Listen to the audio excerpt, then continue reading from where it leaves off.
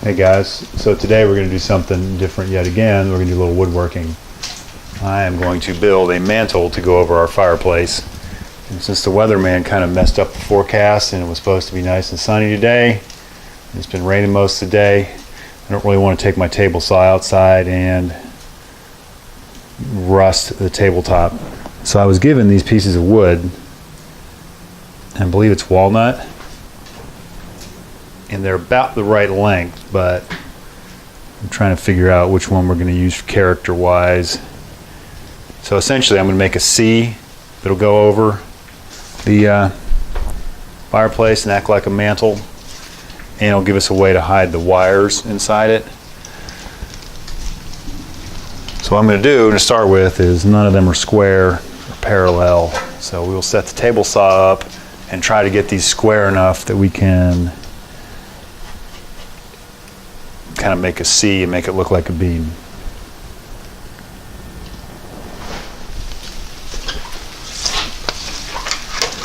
Alright, so it looks like the down at that end this is about 11 inches, and we go to 11 and 3/8, almost 11 and a half down here. We still have some notched out areas we'll have to eliminate. So I'm going to see how parallel I can get it, and I'll do that with all three pieces, and then we'll go from there. Really, I'm just after the face piece you're going to see, and then we'll have to square up length and all that. So it's not an exact science here, we're just seeing what we get to work with. So I'm going to go 11 inches right there, and we'll start out by ripping this piece. Alright, so that method would work. I made one rip here. If this thing wasn't curved, and pretty much just followed the curve. So this was the worst edge, and it's got that much curve in it. You can see that. The edge I just cut is right there.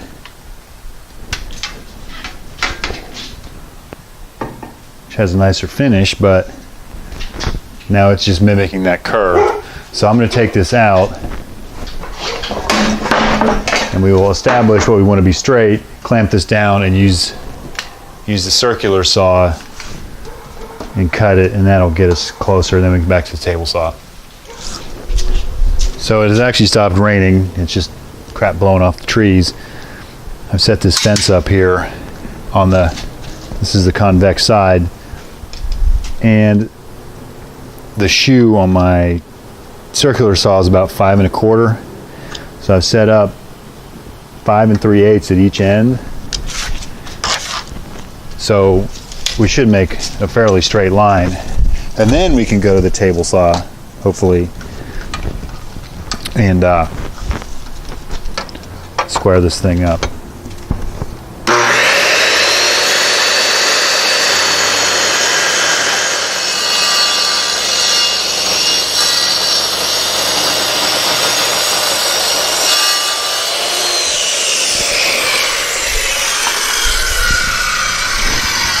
So we should have a fairly straight edge at this point. While I've got all this out here, I'm going to go ahead and do all the other ones. This is the convex side.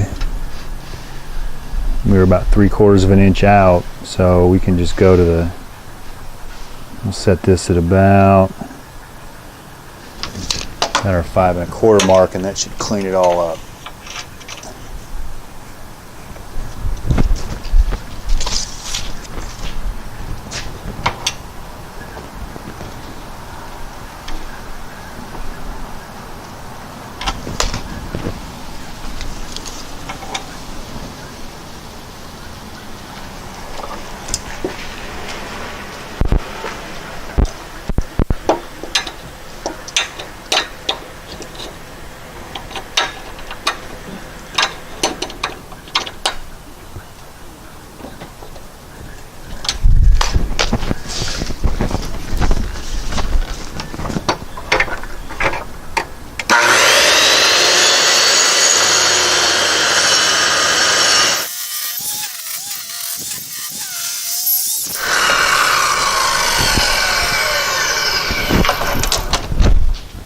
Okay, now that I have a straight edge, we'll see if we can maximize the width.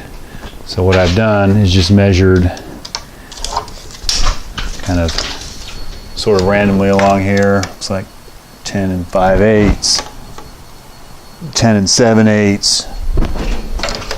We're about 11 down here. So I'll go ahead and set the blade.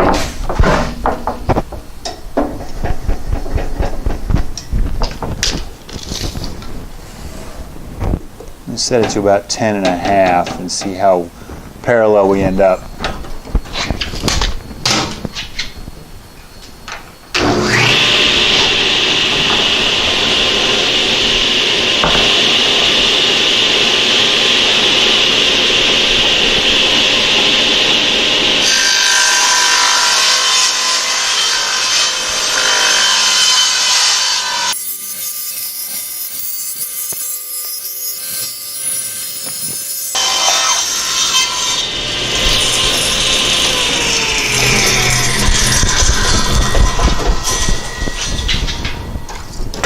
All right.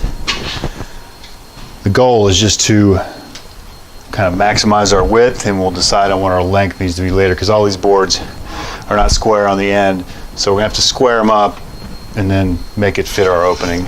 So we have selected this as the face board. It has this burling, that's even what it's called. I'm no expert woodworker, but this should look pretty cool when it's finished.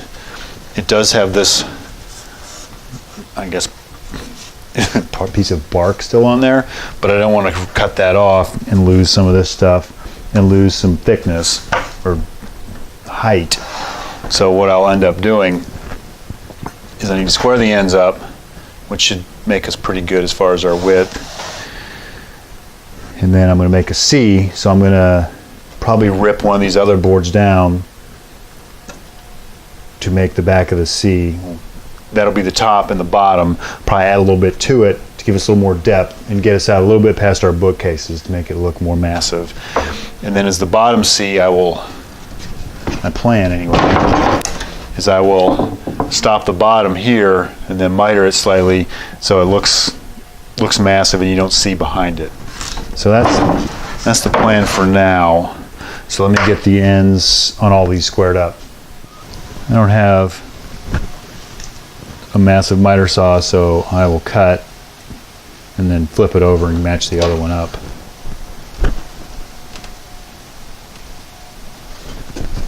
This cut's not super critical anyway, but I need to plug it in first. Let's try this again.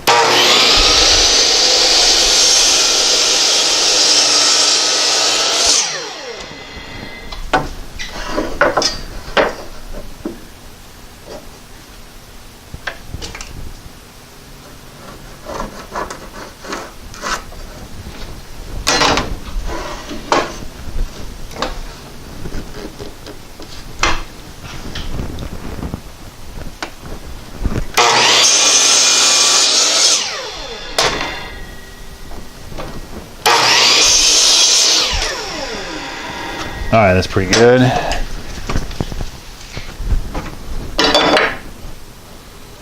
So, let's say about right there. Won't really matter because we're going to flip it over and do the other side.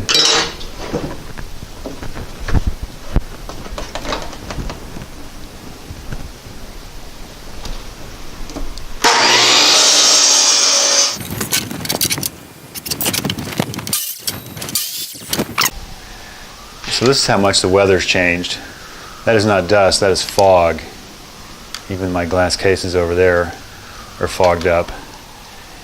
And I'm not sure what's going on with the sirens, but there's a fire department about 3 miles away, but we're also on the other side of a lake, and now that all the leaves are falling off the trees really quickly, you hear a lot more noise from the city. So anyway, that's what it is. Let's cut some more wood.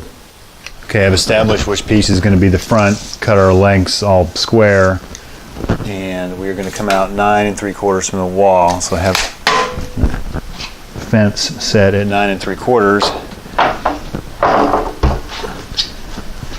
And this piece will be the top or the bottom. I don't know yet.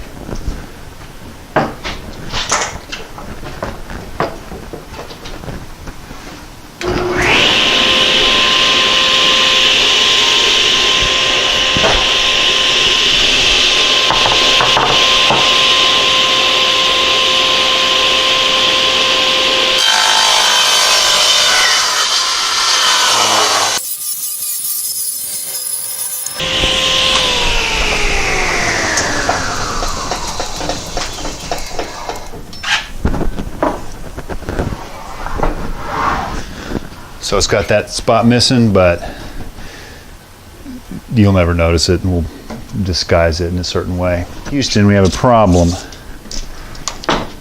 This piece is only about 9 inches, so I need to rip a piece off my other one and add essentially 3/4 of an inch to it. So let's go ahead and do that. This one's actually pretty good. What I don't want to do, and I was just thinking, I don't want to try to rip 3/4 off this way. So let me measure that other board and we'll rip the 3/4 piece off the outside. It's a lot safer. So 8 5/8 distance right here should give us the distance we need. Let's see here.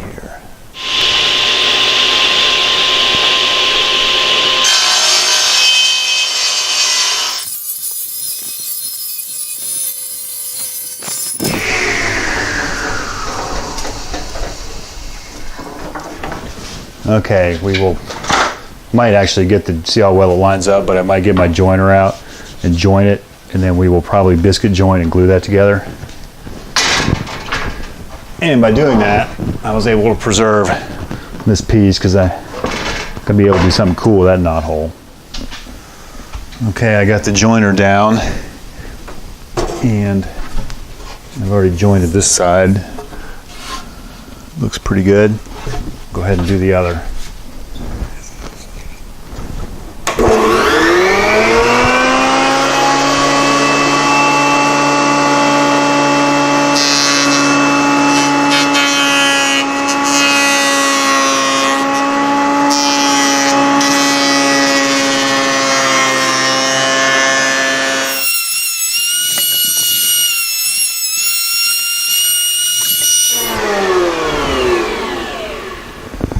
So we're still not touching, a little bit there, so we'll hit it again. I've got some width to lose here, so this isn't a problem. When you hear it cut consistently all the way through, it's actually taking material off, and you can feel where it's missing some. Plus, this is not real easy to support, being so long.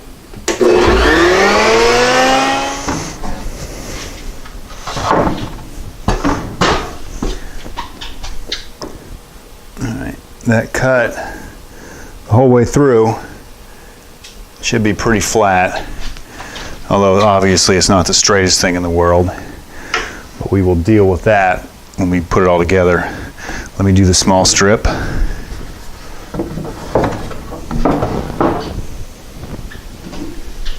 This one will be a little easier support. So these are our cut edges. I will use a push block on this one.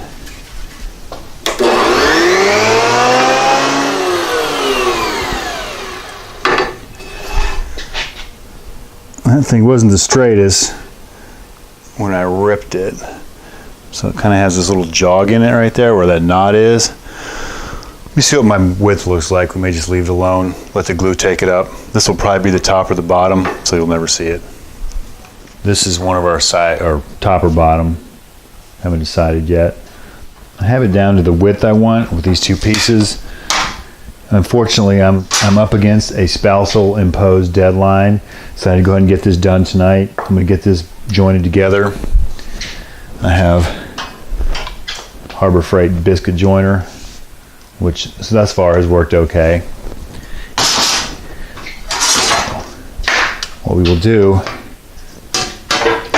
is I'm going to say we're going to mark it off well, we'll put one in at 2 inches, and we'll go, I don't know, what do you think? Every foot, 12 inches, so we'll go 14, 26. All we need to do, make a tick mark across both pieces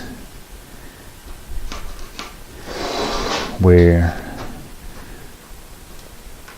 we'll run the biscuits. Let me get this secured somehow, and then we'll cut some biscuit slots in here. I've given up on clamping, but we will just hold it. There's a mark that I made, and a mark on the plate joiner, and here goes.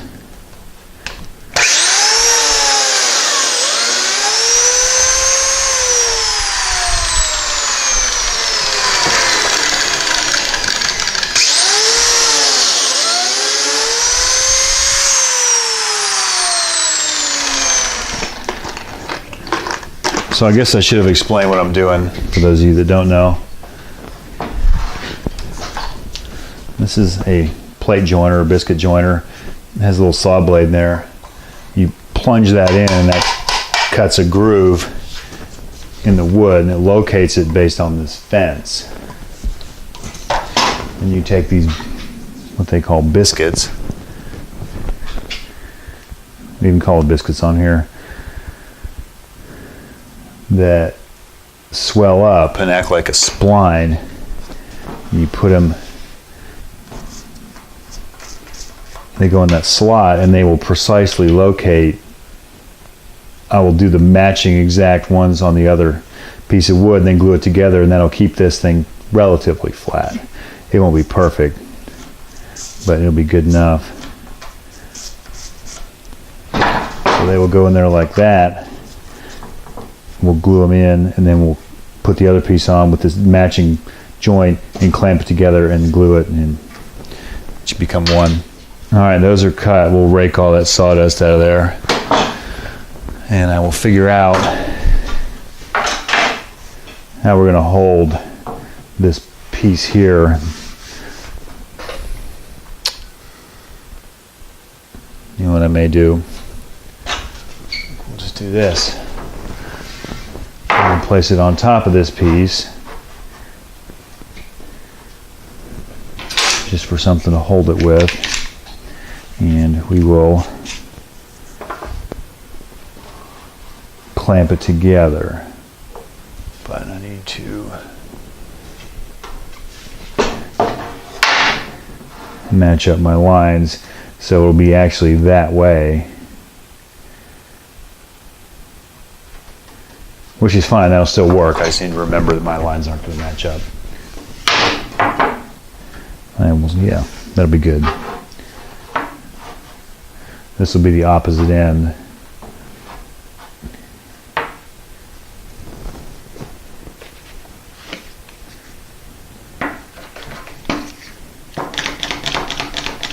All I'm using this for, I'm only putting biscuit joints in here. Okay, so this will actually be on the other end. So this will turn around, so I'm going to go ahead and clamp it. And all I'm doing is clamping it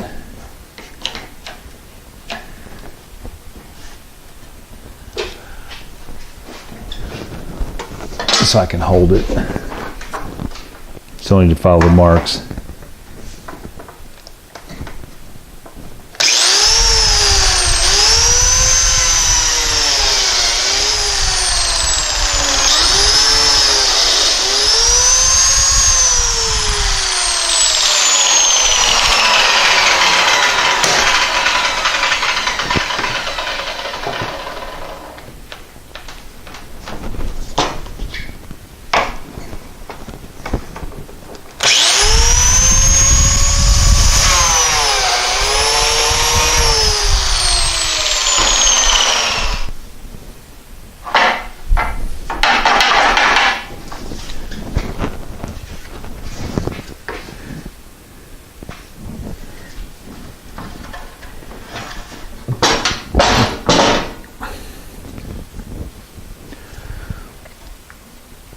So now everything's oriented correctly.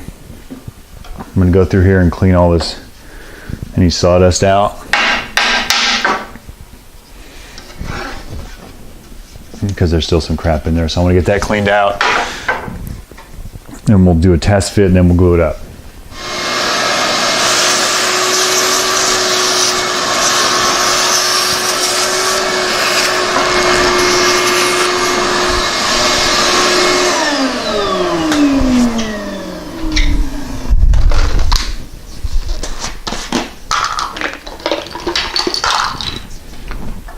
Let's make sure we line up.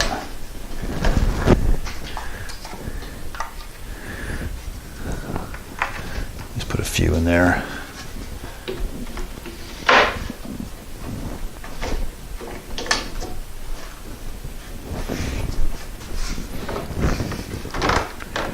All right, that's close enough.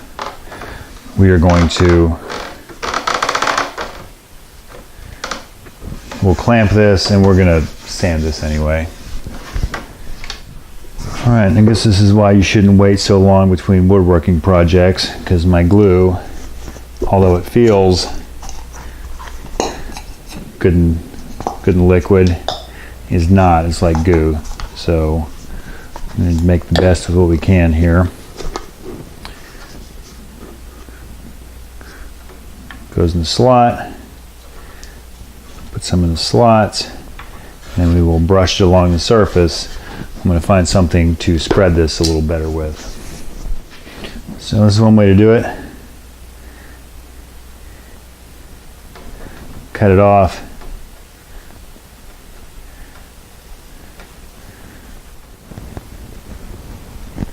And put some down the biscuit joint, shove the biscuit in there.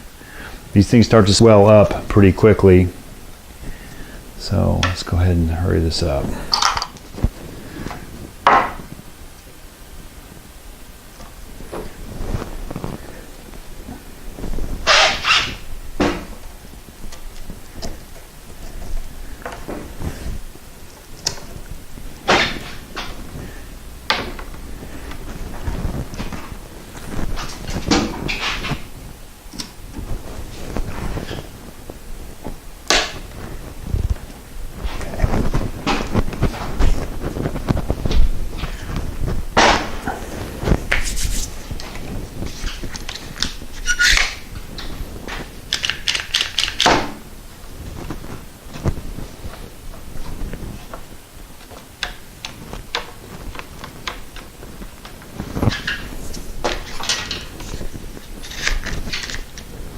Not gonna make it. Let me round up some more clamps.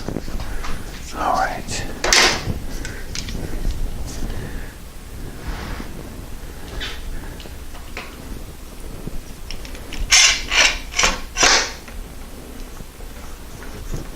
All right, there we go. We are clamped up and we will let that sit. And I'll just scrape the glue off when it's dry so you don't smear it down into the pores of the wood, because we're going to sand this anyway. Not that it would even matter. This will be you won't ever see it. So there we go. That's probably all we're going to do for tonight. We will let this dry, and then we will continue tomorrow. So we're back here tonight. Yesterday, I glued this piece on for the top of the mantle. So we're going to try to assemble the top and the front tonight, and they will be assembled like this. So you see a full board on the front. Now, this piece, which was barely connected, actually fell out. So I haven't decided if I'm going to try to glue that back in or just leave it out. I'm going to save it. May go through and do some sanding and distressing. It already has distress marks we're going to deal with. So the way I'm thinking of joining this is obviously nothing's real straight, neither one of them. So I have this angle to deal with a lot. So I'm going to try to do the top and the front tonight, and I was going to do biscuit joints and pocket screws. So with pocket screws, it allows you to join 90-degree stuff together. You take this little jig right here and you hold it on the edge. I'll show you in a minute, but we need to get it set up. And there's a line for material thickness. I've only ever used 3/4 with this thing. This is 1-inch wood. So you slide these little side things up to the 1-inch mark, and then that'll register that. The drill bit that you drill the pocket and counter bore with has a collar that stops you. So I need to go ahead and set that to 1-inch also.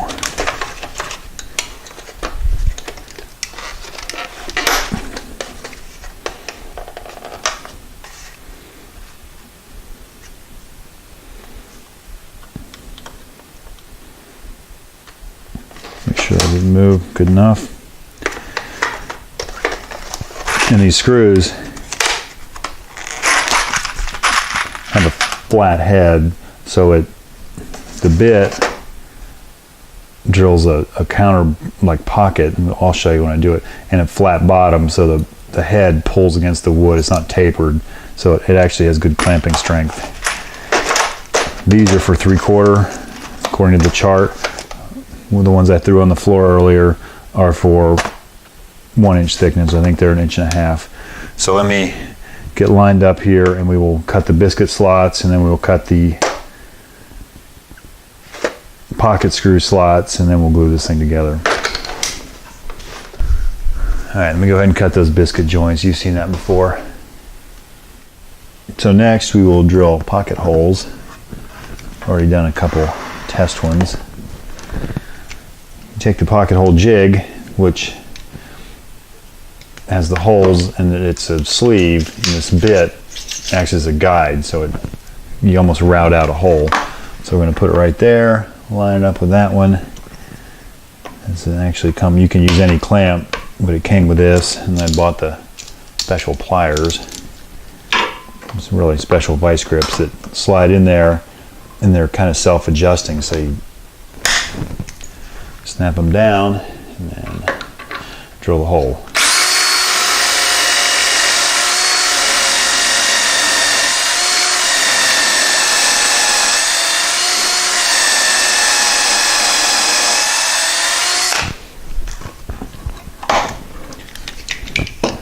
And there you have the pocket, which will then accept the screw down in there.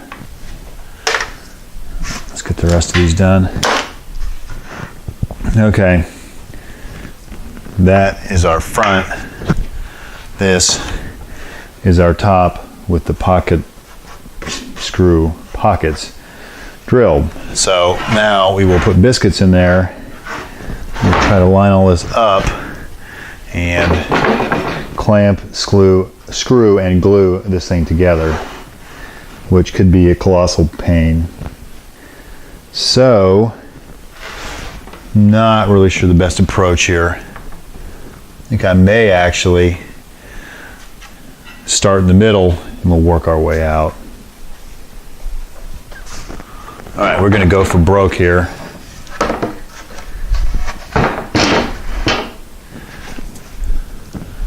I did get some new glue today.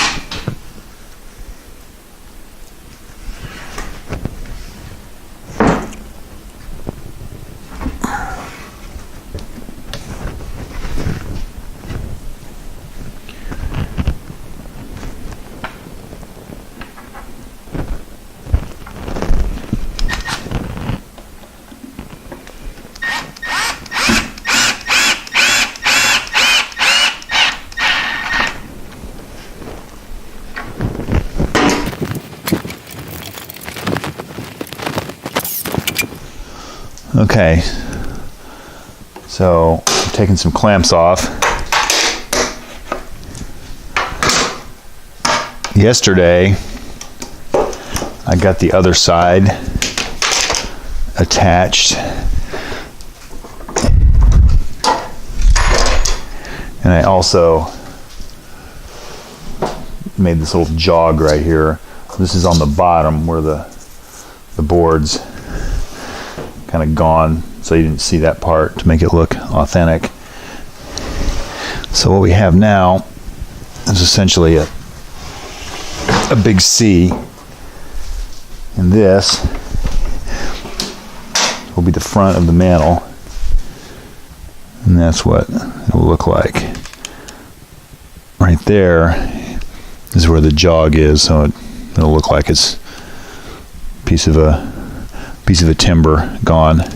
So what we're going to do for test purposes, we're going to go ahead, well, for permanent purposes, I'm going to put these cleats of 2x4 in here to hold it from spreading apart. I'm not sure it would, but I want to give it a little bit of integrity. So I've cut these chunks of 2x4, and I'm going to go ahead and attach those with some screws. I'm actually going to run them in just a little bit so I don't interfere with any brick on the fireplace. Okay.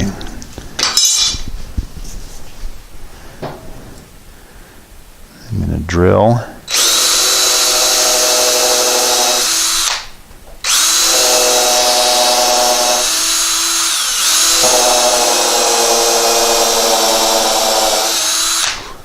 It's with a countersink bit, so you won't see it. I have some 2-inch stainless screws is all I have, but that'll certainly work.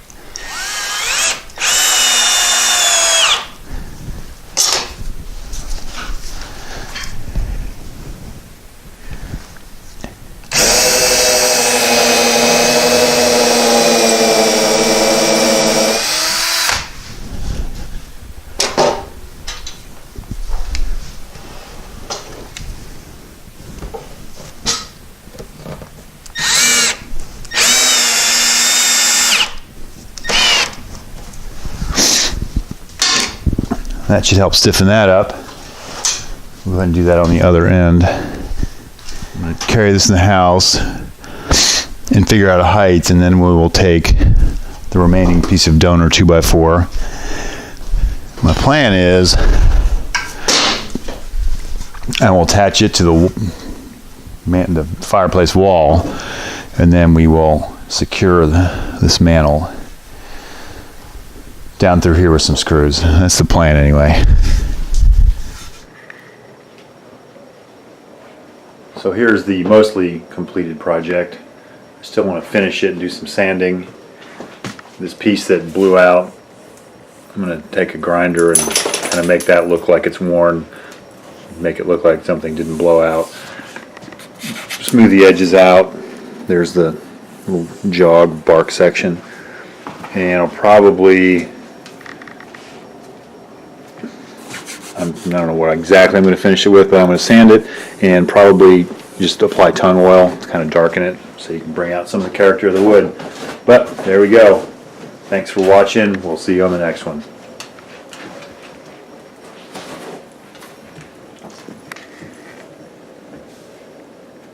These guys will see you too.